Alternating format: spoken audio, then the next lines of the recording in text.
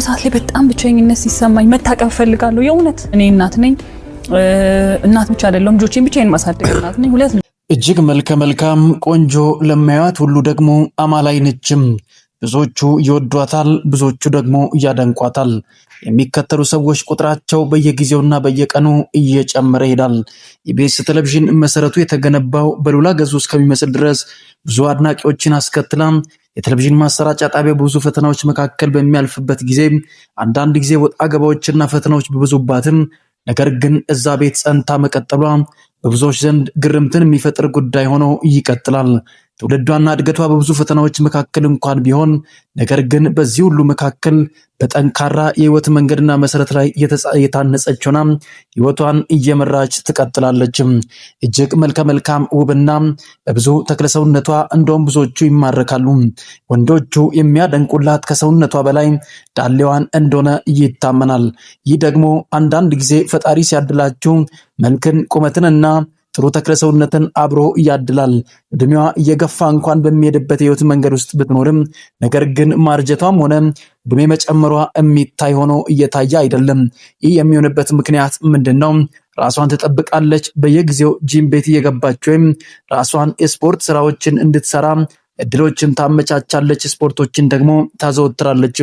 በዚህ መካከል ታዲያ ትኩረት አድርጋ የምትሰራቸው ስፖርቶች የራሷን ተክለሰውነት እና ቅርጽ ለመጠበቅ ትኩረት አድርጋ እንደምትሰራ ይታመናል። በዚህ መካከል ታዲያ አድናቂዎቿ ማግባቷን ይጠራጠራሉ።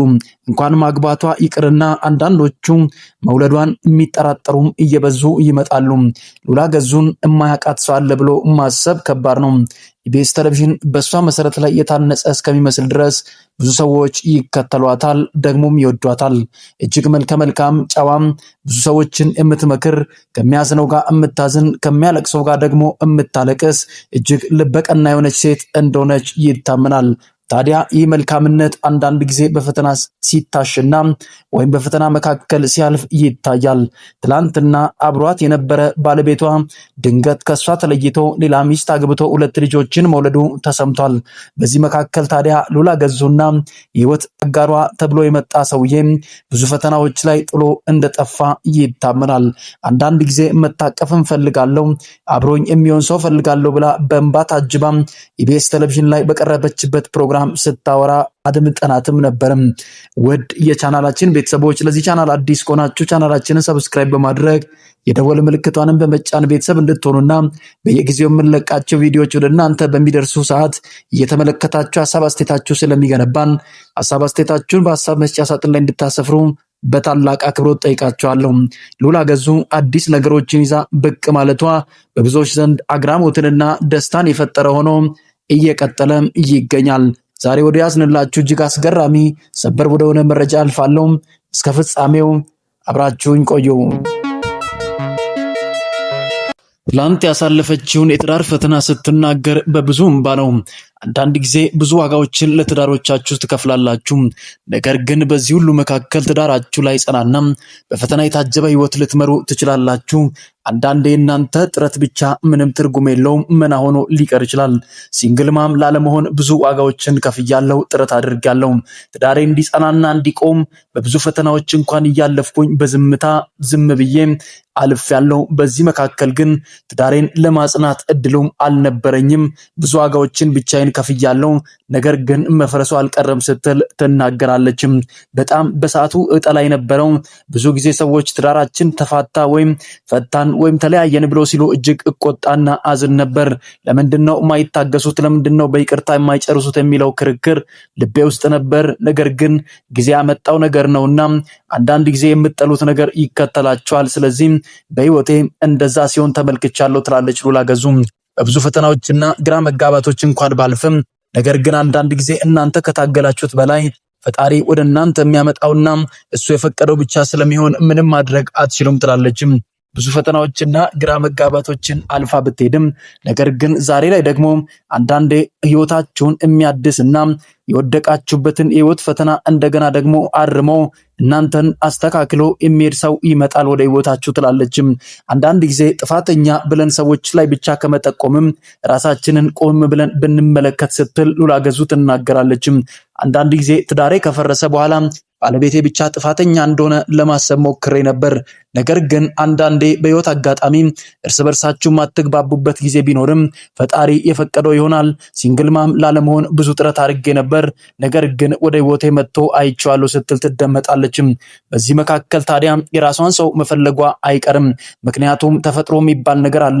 ሴት ልጅ አግብታ መኖር ከጀመረች በኋላ የምታምነው የምትኖረው የህይወት መልክ ቢኖራትም ከተፈጥሮ ጀምሮ የምትፈተንባቸው ነገሮች አሉ። ከወንድ ጋር ረጅም ጊዜያቶችን ያሳለፈች የሚያገባች ሴት ሌላ አጋር ትፈልጋለች። ይህን ደግሞ ሳይንሱ ጠንከር አድርጎ አበክሮ ይናገራል። ታዲያ ከዛ ፈተናም አለፍ ብለው ደግሞ ልጆቻቸው የሚጠይቁት አንድ ጥያቄ አለ። አባቴ ወዴት አለ የሚል ጥያቄ ለመመለስ ብዙ የሚፈተኑ ወላጆች በዚህ ምድር ላይ አሉ፣ ይቀጥላሉ።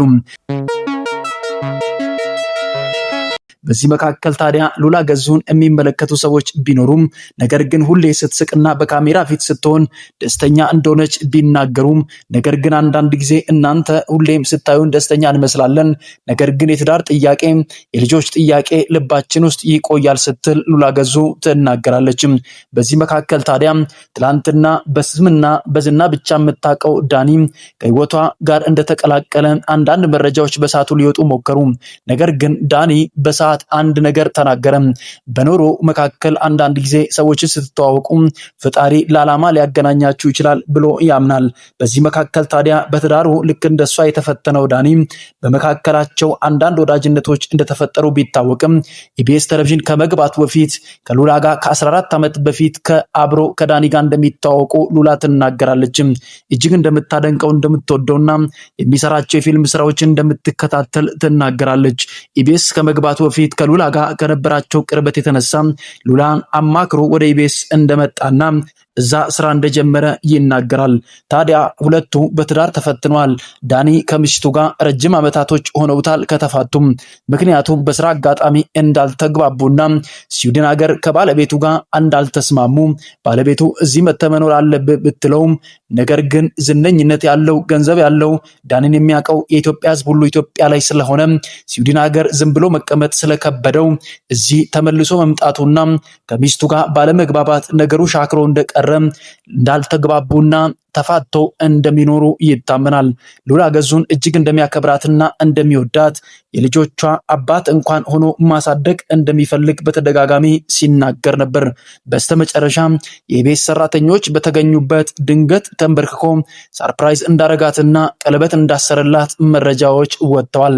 በዚህ መካከል እጅግ የሚያስገርመውና የሚያስደንቀው ነገር ደግሞ ሉላ ገዙንም ዳኒንም የሚወዱ ሰዎች እንኳን ደስ ያላችሁ ሁለት መልካምና ቅን ልብ ያላቸው ሰዎች እርስ በርስ ተገናኙ የሚሉ ነገሮች እጅግ ተበራከቱ።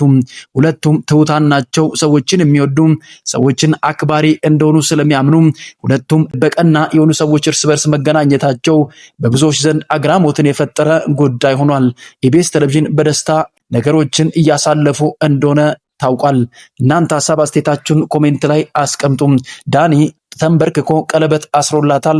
ብዙዎቹ ደስታቸውን እየገለጹ ነው። እኔም በራሴ በኩል አንዳንድ ነገሮችን ለማውራት ሞከርኩኝ።